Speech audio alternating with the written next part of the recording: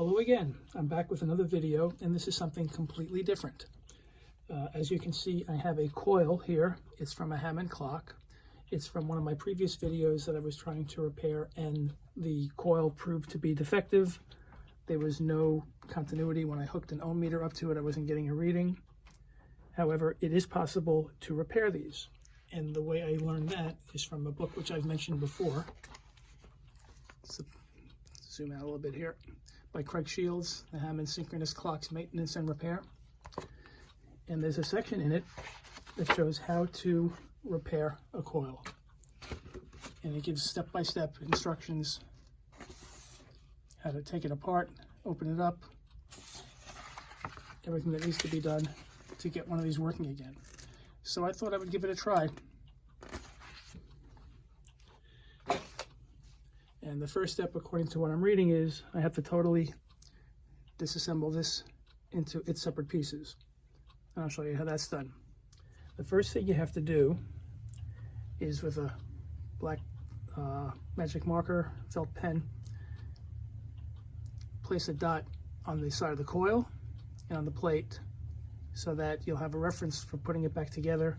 If this gets reversed, apparently it'll affect the polarity of it. I don't know if the magnetic field will be reversed, but anyway, you need to keep it in the same position that it was. The next step is just pulling out the plates in here and separating it.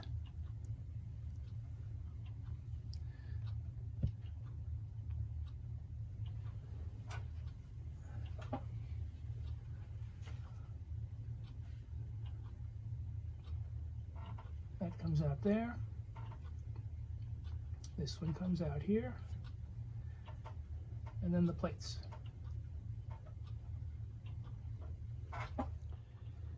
Apparently, it's important to keep these plates in the same orientation. So I'm not going to play with that. The next step is to cut away the power cord that's attached here as close to the coil as I can get. Once that's been cut back, I then have to, with an X-Acto blade, slice through this paper that has it wrapped in and sort of unwrap the whole thing. So I'll start to do that, and I'll see how much of it I can actually show you. This is what the power cord looks like coming out of the coil for now. A lot of old insulation around it. I'm going to try to clean all that off and then see how close to the coil I can get as far as cutting this off. I've stripped off the insulation from the wires, and the instructions say to cut the wire off near the coil, and then with a knife cut through the paper and then unroll it layer by layer until the wiring is exposed. I'm going to do that first, just so I see how these wires are actually connected underneath here. I can always cut them off later. So let me start by cutting over here.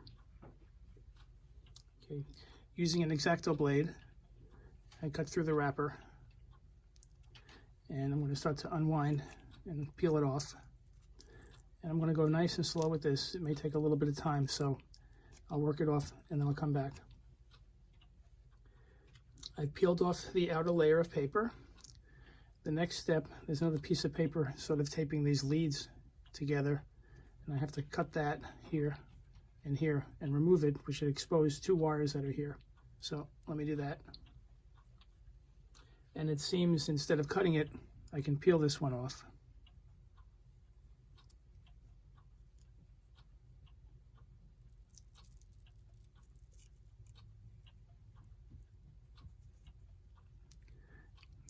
And these are the two leads that I have to work on next. And this pretty much looks exactly like what it shows in the book.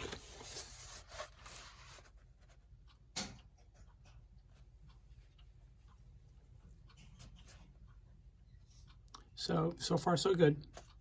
Again, my concern is the fact that when I use an ohm meter, I'm not getting any reading, which means there could be something defective on the inside of it, but we'll keep working and see what happens. From what I've been reading, and if I'm understanding it correctly, I have to bend these wires back and continue to unwrap it, which should expose two wire leads that go to this. And it's those wires that I'm going to be attaching a new power cord to, which means I really won't be needing these, so I'm going to go ahead and cut these off as was originally instructed at the beginning.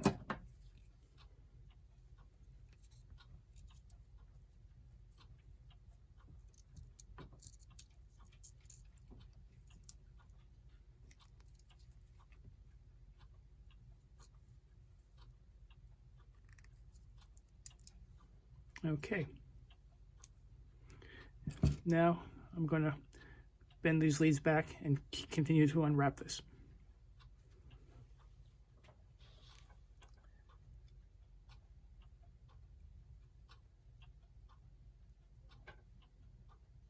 Okay, now I have to cut here.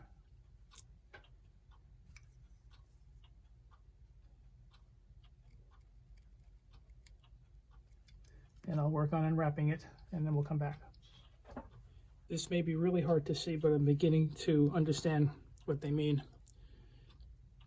When I peel this back, I see a very small wire attaching to the lead. You can see it there. On this one, however, I'm not seeing it connected to it, but you can see the wire here. It looks like it broke free from this lead, which might be why I don't have any continuity.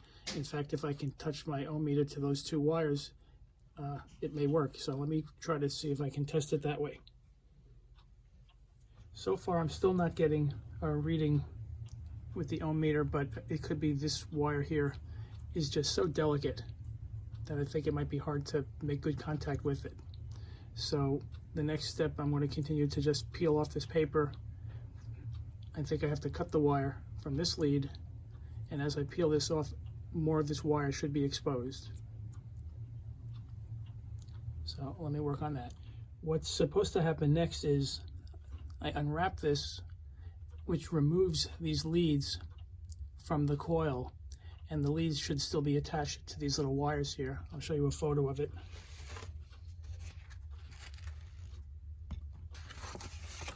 Do it sideways. Those are the leads having been removed from the coil, the wires, and then you're supposed to snip the little wire off of those two leads, then unwrap the coil all the way, which exposes more of those little bitty wires, and those wires are to be soldered to a new power cord. So I'm going to unwrap it and cut the lead from the wire, and we'll see how we do. I've unwound the paper from the coil, and very much like in the photo, you can see how I have the lead attached to the coil wire. The other one just fell away because it wasn't attached to it, and all of this is just wrapped wire. That's what makes the coil.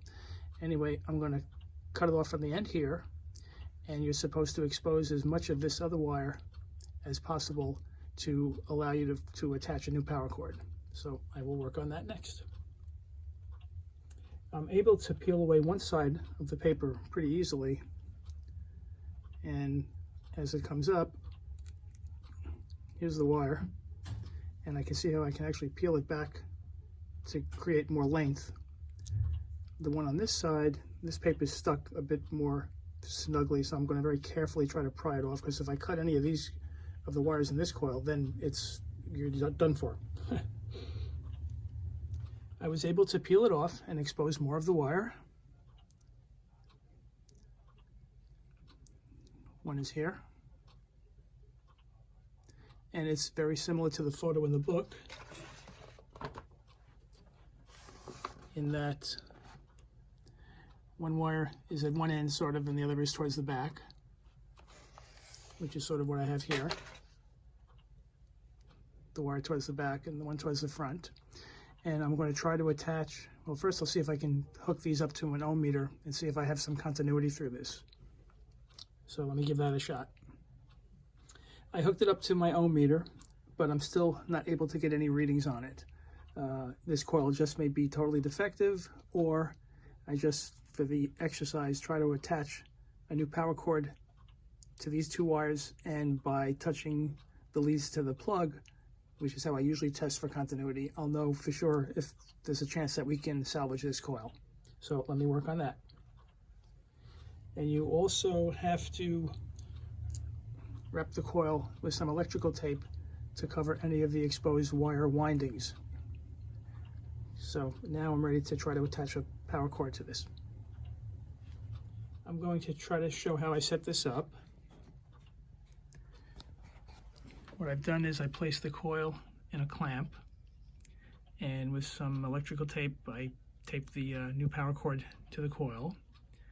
And what I'm going to do is try to wrap the wire around the exposed wire from the power cord. Solder that together, and then we'll see if it's going to work.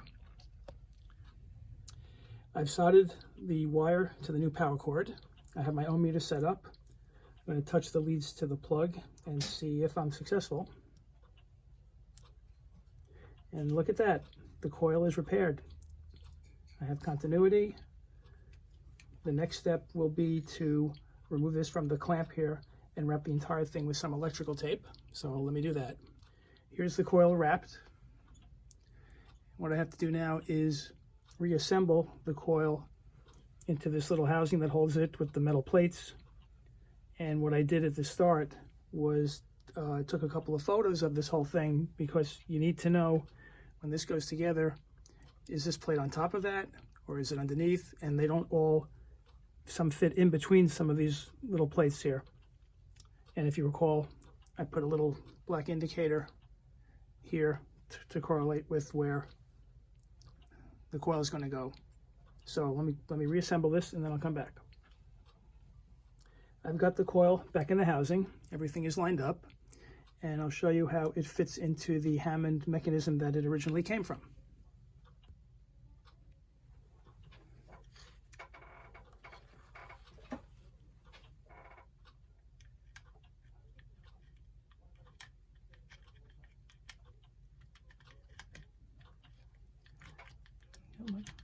Okay, seats like that.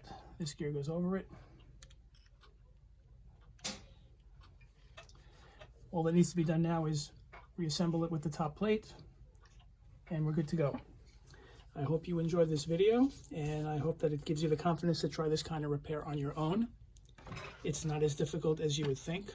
And once again, I need to give credit to the book that really made it possible for me, the Hammond Synchronous Clocks Maintenance and Repair by Craig Shields. It's very informative. Anyway, that's about it. Bye for now.